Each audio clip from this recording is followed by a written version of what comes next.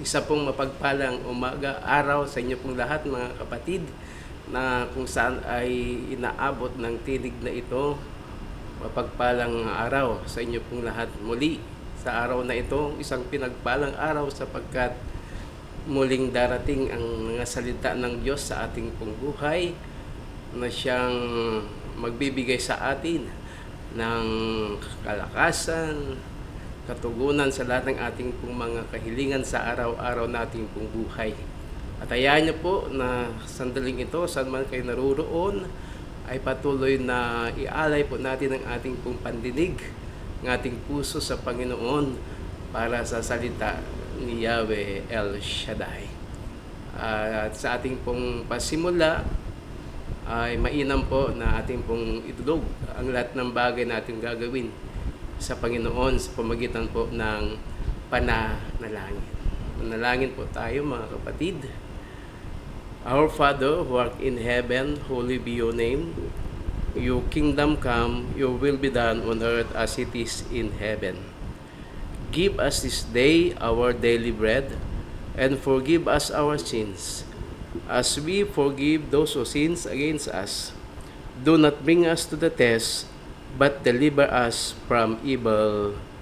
Amen. Awit ng pagtitiwala sa Diyos, Salmo 91.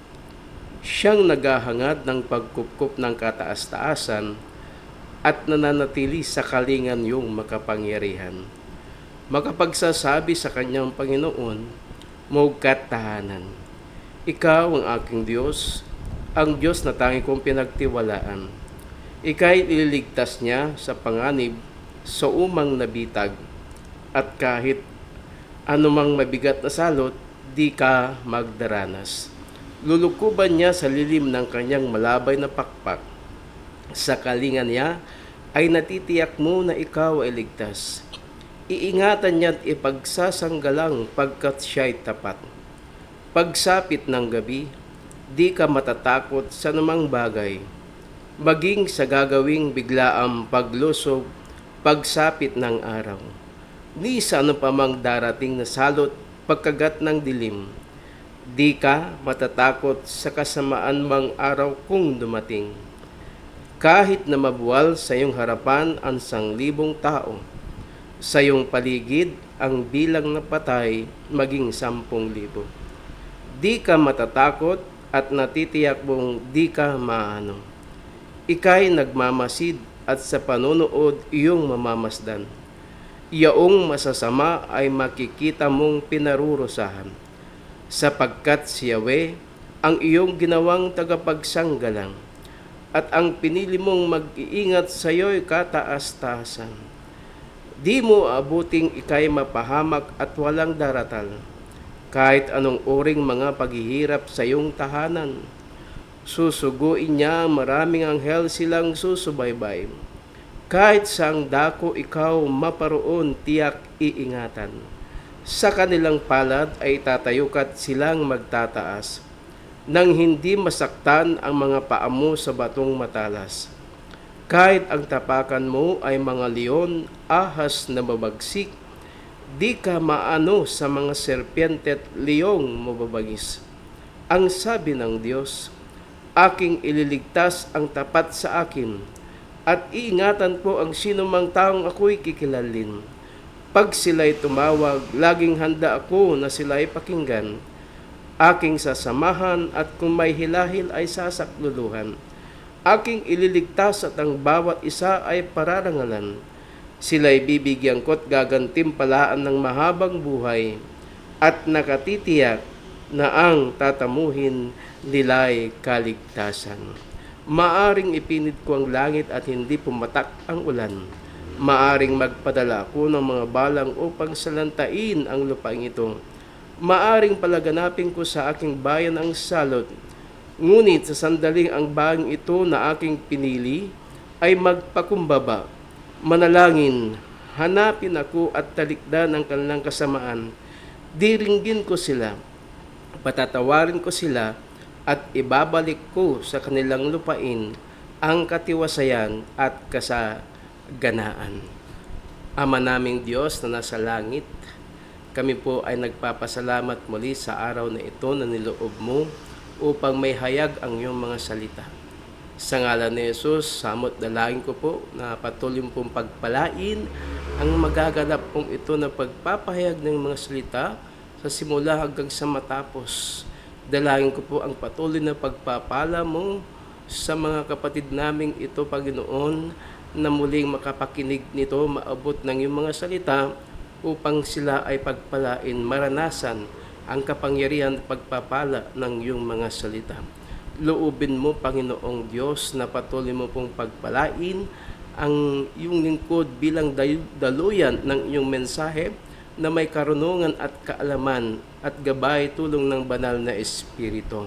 Lalo pagpalain mo rin po, Panginoon, ang ginagamit mo patuloy na ito na live internet, magitan po dito sa studyong ito, sa mga kapatid po namin na ginagamit mo, ang pamilya Garces, Panginoon, ang aming pong kapatid na bagamat nasa ibang bansa, si Sister Stella, patuloy mo pong pagpalain ka ng buhay, ang pamilya din po ni Sister Mary Ann sa tahanan pong ito.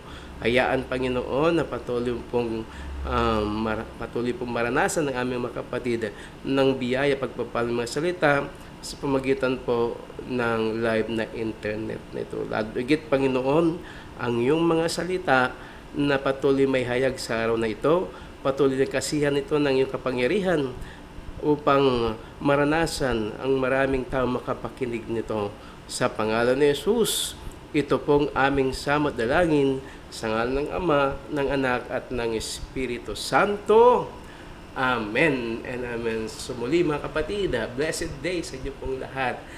At sandaling ito, atin na pong tutunghayan ang mabuting balita na ating pong pagsalo-saluhan na salita ni El Shaddai. At ito po ay ating pong hahanguin sa Ebanghelyo po ayon kay San Juan, Kabanata 6, ang talata po ay mula 5 hanggang 13.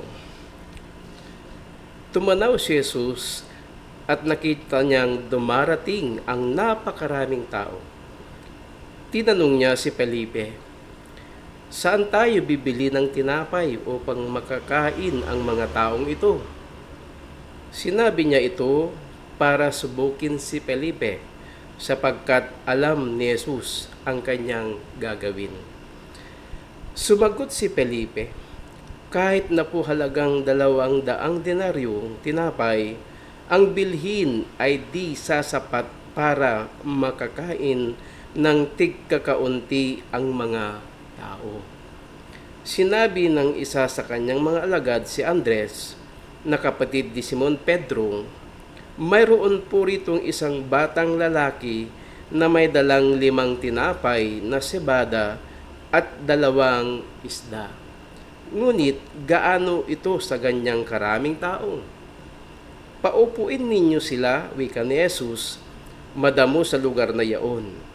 Umupo ang lahat, humigit kumulang sa 5,000 ang mga lalaki. Kinuha ni Jesus ang tinapay at matapos magpasalamat sa Diyos ay ipinamahagi sa mga tao. Gayon din ang ginawa niya sa isda. Binigyan ang lahat hanggat gusto nila. At nang makakain na sila, sinabi niya sa mga alagad, "Tipunin ninyo ang lumabis para hindi masayang." Gayon nga ang ginawa nila at nakapuno sila ng 12 bakol.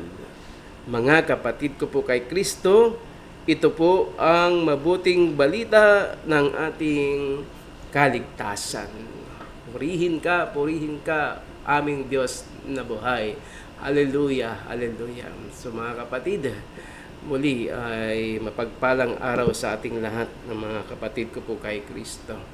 So ano po ang aking pong may babahagi sa inyo na pagpapala ng salita ng Diyos, mga kapatid, sapagkat ang ating pong binasa ay patungkol po sa pagpapakain ng ating Panginoong Hesus sa mahigit 5,000 tao. 5,000 lang po yung mga lalaki, maliban pa sa mga babae at mga bata. So, ah, mahigit 5,000 tao, mga kapatid. At alam po natin na ang bilang na ito ay napakalaki. Subalit, kahit man marami, makikita po natin doon na ang ginawa ng Panginoong Yesus ay talaga namang isang himala na kung saan ay nakakain po sila, naging sapat. At kung titignan po natin, hindi lamang po naging sapat, kundi higit pa sa sapat, sapagkat nakaipon pa sila ng natira na 12 bakol o laman, mga kapatid ko po kay Kristo. So ito po ay isang bagay na naghahayag, mga kapatid, ng ating Panginoong Diyos na si El Shaddai. He is our God who is more than enough. Amen? Alam ko po, mga kapatid, na sa buhay natin ay ang nais po natin ay talagang hindi po tayo magkulang sa ating po mga pangangailangan sa buhay araw-araw. Kaya nga, ang ginagawa ng iba dyan ay kung meron po mga binibili o mga kailangan na bibilhin o i-provide, ay talaga namang nandyan ang kanila pong tinatawag na pagbabudget para maging sapat. Amen? At kung minsan, para mayroon pa pong matira at magagamit pa sa ibang bagay na pagbibilhan, mga kapatid. Subalit, kung titignan po natin, malimit po, lagi na ang tao, kung minsan ay talaga naman hindi nagiging sapat ang kanya pong pangangailangan. Subalit, mga kapatid, kung ano man yung mga bagay na hindi na nararanasan natin na tilubaga walang kasapatan sa buhay natin, sa araw na ito, mga kapatid, magtiwala po tayo sa salita ng Diyos natin pong napakinggan, sapagkat alam ko po kung ano yung ginagawa, kung ano yung magagawa ng Panginoong Yesus noon, ay magagawa rin din po niya ngayon, mga kapatid, sapagkat hindi nagbabago ang salita ng Diyos. Hindi nagbabago ang ating Panginoong Jesucristo. Amen po. Sapagkat alam natin, sabi ng salita ng Diyos, ang Diyos natin na si El Shaddai, He is our God who is more than enough. Amen? So ito pong ang nais ng Panginoon sa atin ngayon, yung maranasan natin ang higit na sapat. Maranasan natin yung kasapatan, hindi lamang kasapatan, kundi higit pa sa sapat ang gagawin ng Diyos sa buhay natin kapag tayo po ay tumalima o tumugon sa salita ni Yahweh El Shaddai. Amen? Magtiwala lang po tayo sa salita ng Panginoon at maranasan natin ang mga bagay na ito. Amen po? So, ang tanong, paano po natin mararanasan ang higit na sapat na nagagawin ng Diyos sa buhay natin, sa mga pangangailangan natin sa buhay at maging sa buhay, mga kapatid, na ating hinaharap.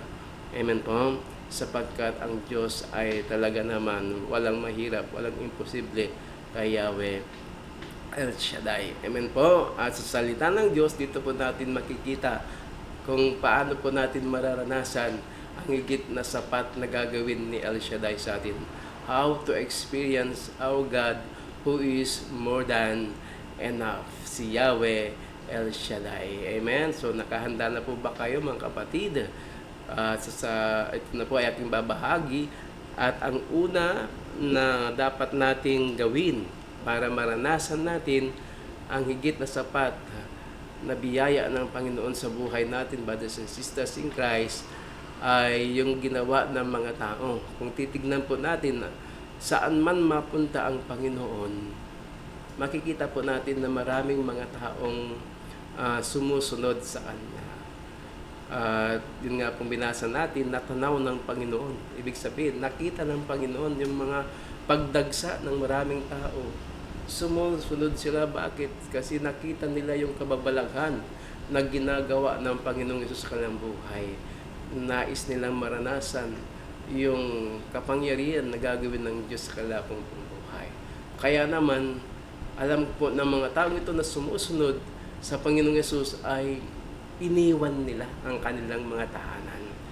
Iniwan nila ang lahat para lamang masundan, matagpuan ang ating Panginoong Jesucristo. At kung ating titignan, ito po ang ipinapakita ng Diyos sa atin ngayon para maranasan natin ang kasapatan at higit pa sa sapat na gagawin ng Diyos sa buhay natin ay yung bagay na we should be willing.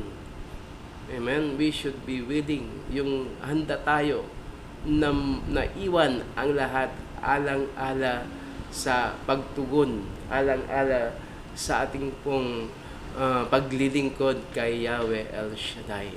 Amen po. Yung panahon na tayo po ay tatawagin ng Panginoon, yung panahon na tayo po ay maglingkod, yung panahon na tayo po ay makikinig o saan man tayo mga kapatid na tatawagin ng ating Panginoon sa upang makinig sa kanyang mga salita, ay yun bagay na handa nating iwan iyon. Sapagkat ako'y naniniwala, mga kapatid, na yung bagay na tawag ng Panginoon sa atin upang iwan sandali yung mga bagay natin pong pagkabalahan, ay mayroon pang higit na inilalaan ang Diyos sa buhay ng bawat isa sa atin. Amen? Yung mga tao, kung titignan po natin, hindi naman nila naranasan ang kasapatan ng Diyos kung hindi sila nag-iwan ng lahat, kung hindi nila iniwan. Kung baga, talaga namang nagtiwala na sila, mga kapatid, na sa kanila pong paglapit sa Panginoon, yung kanila pong mga inaasahan sa buhay, ay kanila pong makamtan.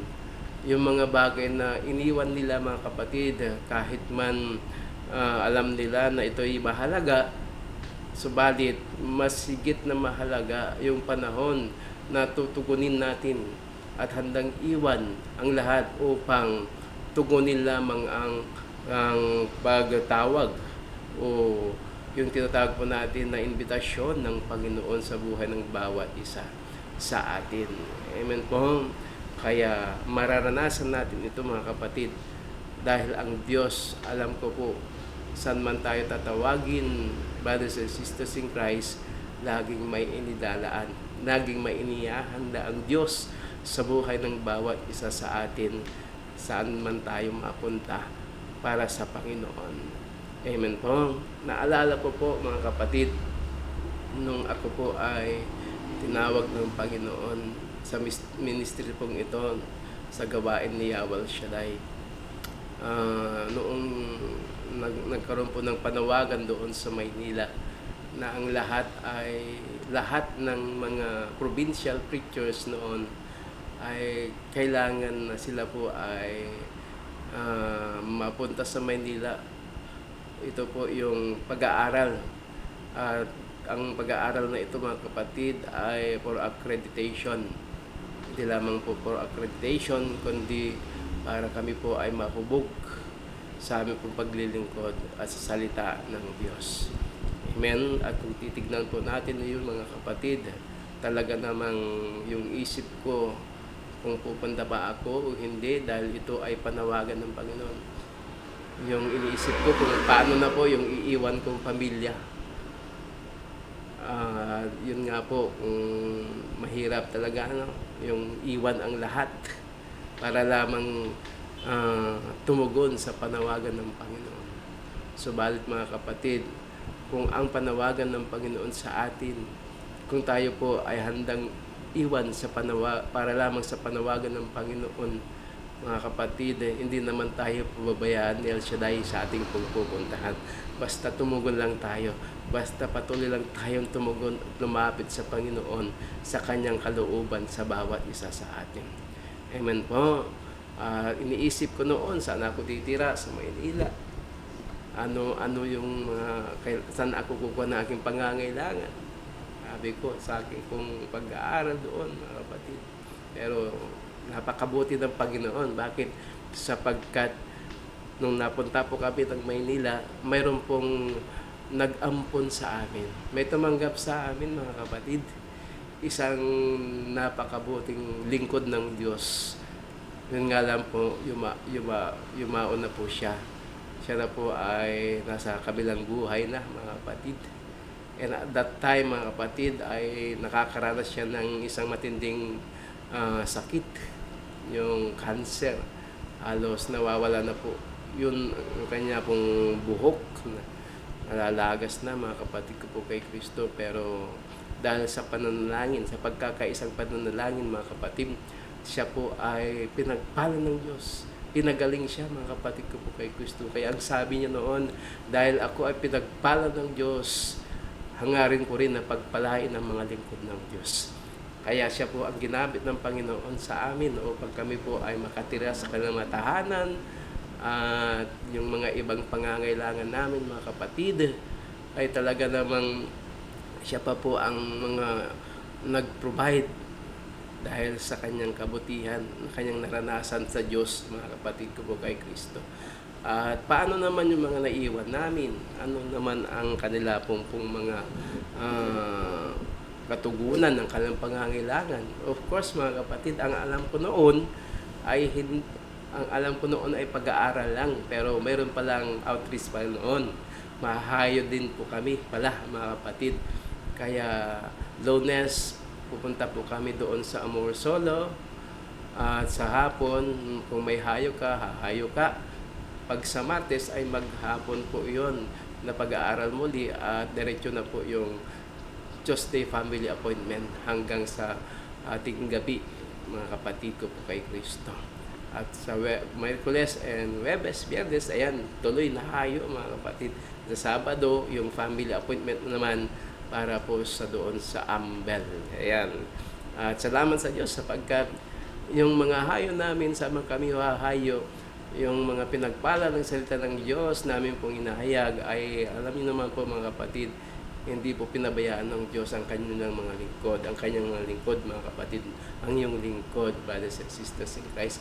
Salamat naman sapagkat yung mga pagpapala na ibinigay ng ating mga kapatid dahil sa salita ng Diyos, yun po ang aming pong iniipon yun para maipadala din po sa aming pong mga mahal sa buhay.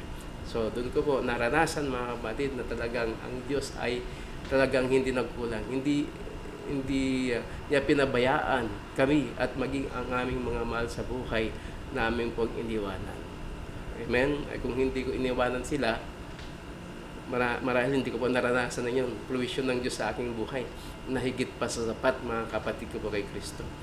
Sapagkat kung willing tayo, kung handa tayong iwan lahat upang tugunin ang panawagan ng Panginoon, si Yahweh Shaddai naman ang siyang bahala sa lahat ng ating pangangailangan, na ito'y sapat, hindi lamang sapat, kundi higit pa sa sapat.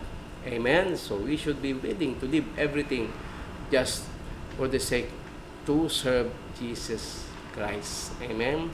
At ang pangalawa, mga kapatid ko po kay Kristo, na ginawa ng ating Panginoong Jesucristo ay noong nakuha na po niya yung 5 tinapay at 2 isda na dala ng isang bata. Dala ng isang bata. Yun lang po ang sinabi ni Andres, na kapatid ni Pedro, Simon Pedro, mga kapatid ko po kay Kristo. At nung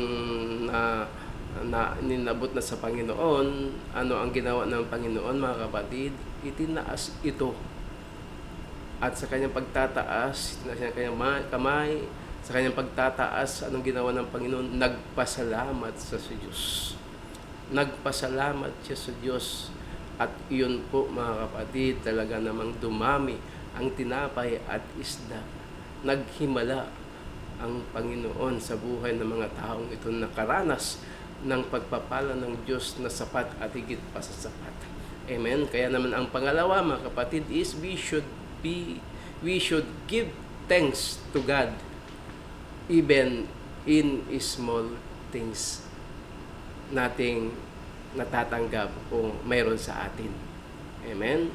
Sa araw-araw nating buhay, mga kapatid, upang maranasan natin ang kasapatan at higit pa sapat ng Diyos sa ating pong buhay, pasalamatan natin siya lagi maliit man o malaki ang mga dumarating na pagpapala ng Diyos. Amen po.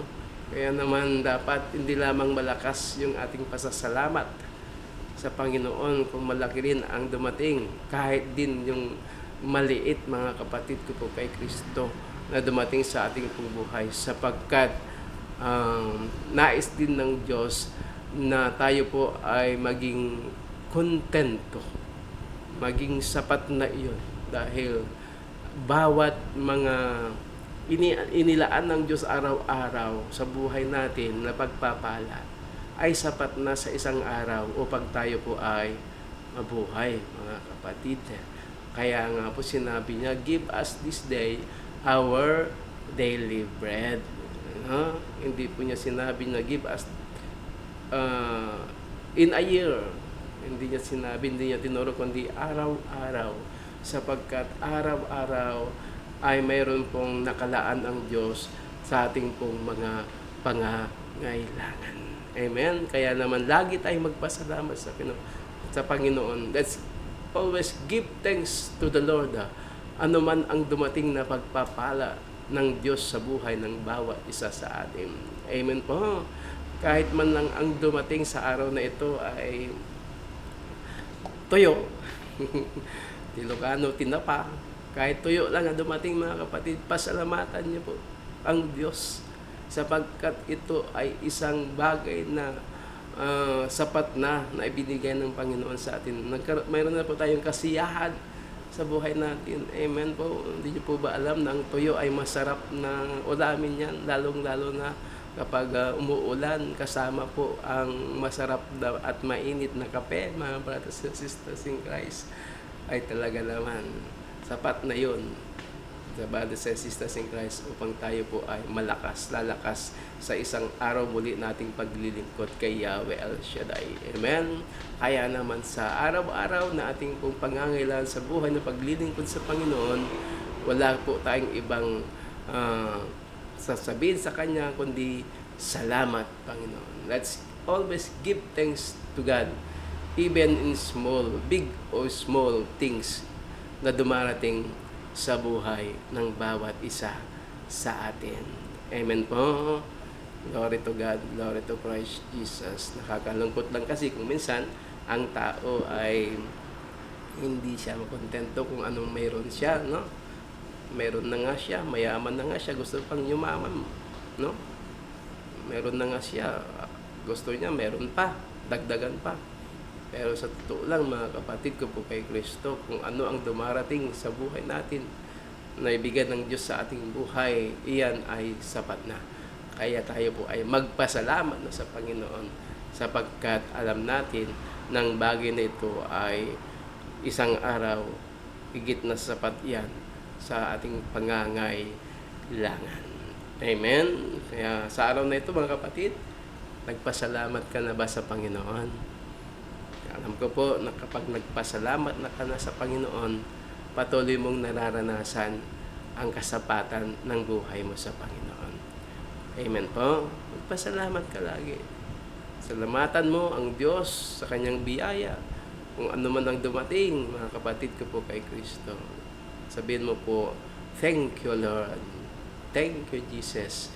Thank you, Holy Spirit. Amen? Yahweh El Shaddai. Palapakan natin ang ating Panginoon. Amen. So yun ang pangalawa. Give thanks always to the Lord, even small or big things we have, brothers and sisters in Christ. Amen. Ano yung una? Yung una ay yung we should be willing to leave everything for the sake of Christ. At ang pangalawa ay give thanks always to the Lord, small or big things we have, brothers and sisters in Christ.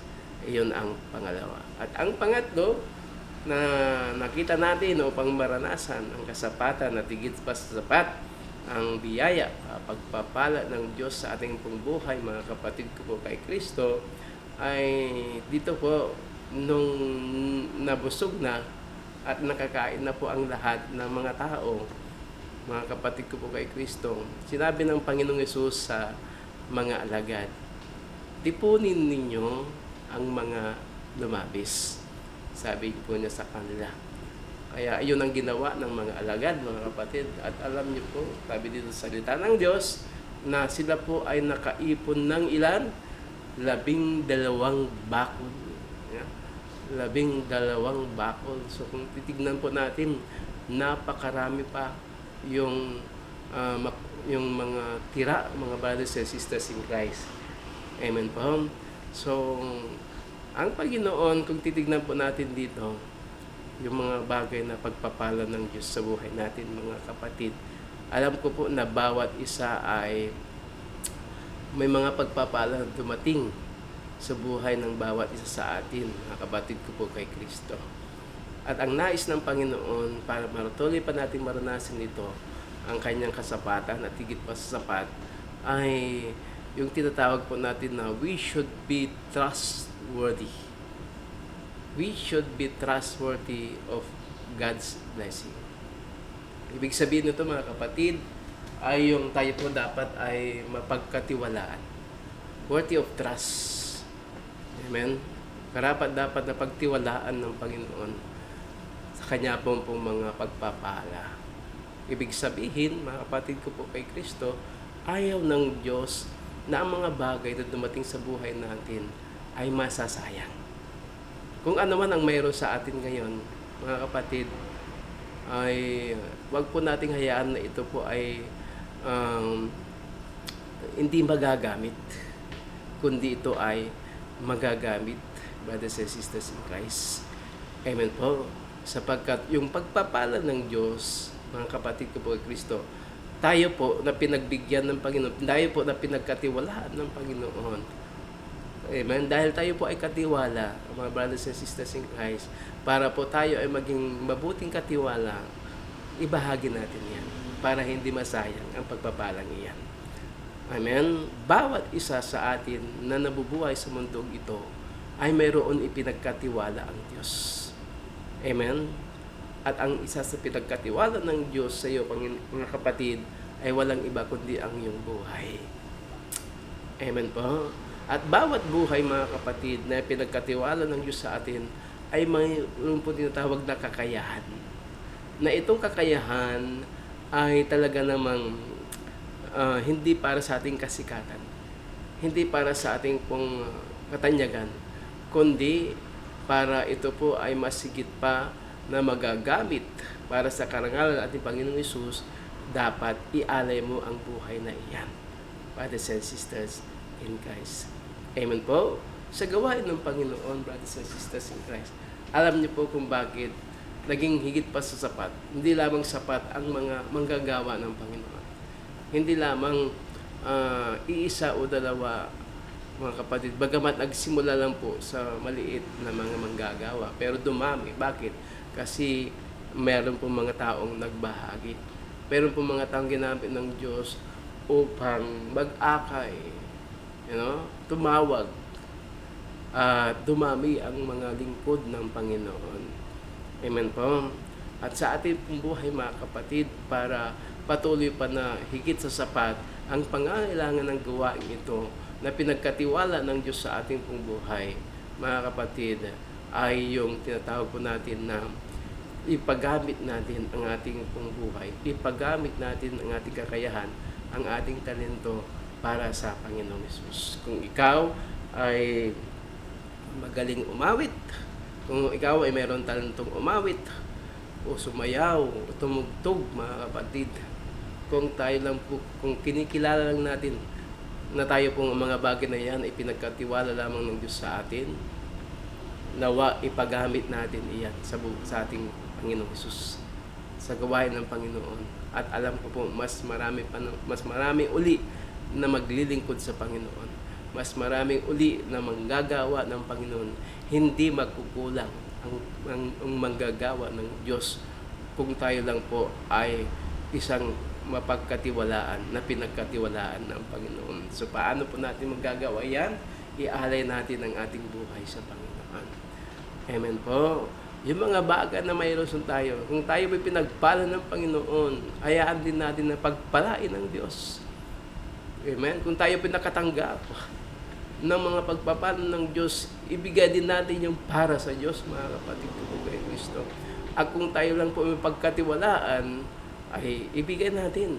Alam natin iyan, sinabi ng Panginoon, brothers and sisters in Christ.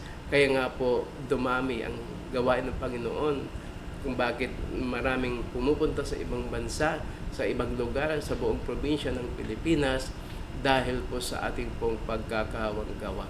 Dahil po sa ating pagtalima sa kalooban ng Diyos, yung ibinibigay po natin na para sa paggawain ng Panginoon, yung ating pong mga handog, yung ating pong mga ikapu, brothers and sisters in Christ, iyan ang mga isa pang dahilan upang dumami ang gawain ng Panginoon, upang patuloy pa na may hayag ang salita ng Diyos. So, dito po natin mararanasan na ang Diyos ay sa pagiging sapat natin sa buhay na pinagkaloob sa atin, mas higit pa ang sapat na ating mararanasan kung ito po ay ating pong muli ipagkakaloob kay Yahweh El Shaddai. Amen? Kaya naman sinabi niya sa atin, kung nais natin maranasan ang provision ng Panginoon more than enough, we should be trustworthy of God's blessing. Amen po. Kaya mga kapatid, sa araw na ito, isipin natin, tayo po ba ay tapat sa Panginoon sa mga bagay na Kanyang ipinagkaloob sa atin?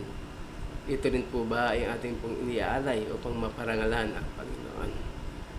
Amen? So, ngayong araw na ito, kung hindi mo pa naranasan ang provision ng Panginoon, subukan mo na maging tapat kang katiwala ng Panginoon sa Kanyang mga biyaya at pagpapala. Nang sa ganon ay mas higit pa na maraming taong makaranas ang pagpapala ni Yahweh El Shaddai. Amen? Let's share those blessings na pinagkalitiwala sa Diyos sa ating buhay.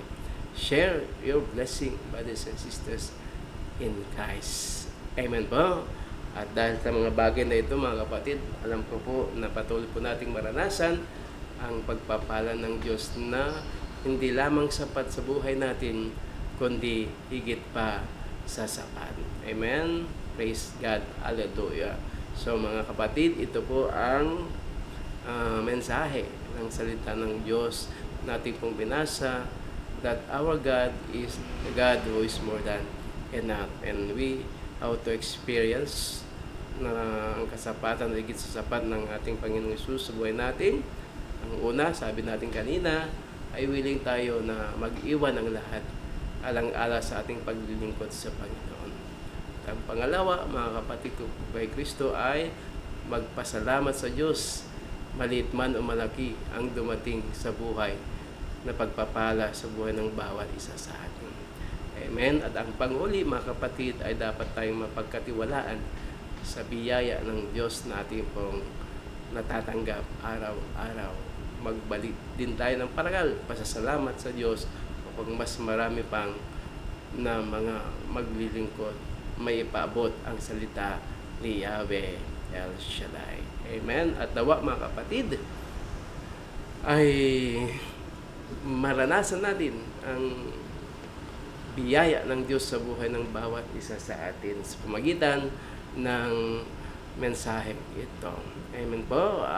Pagpalain po tayo ng Panginoon, brothers and sisters in Christ, hanggang sa muli na pagpapayag ng salita ng Diyos, nawa ay patuloy kayong nandyan na ibigay ang inyong puso, ang inyong buhay, na tanggapin ang mensahe ng salita ng Panginoon upang maranasan natin ang kapangyarihan at biyaya ng salita ni Yahweh El Shaddai. At sandaling ito, mga kapatid, ay tayo na po'y dadako para po sa huling panalangin.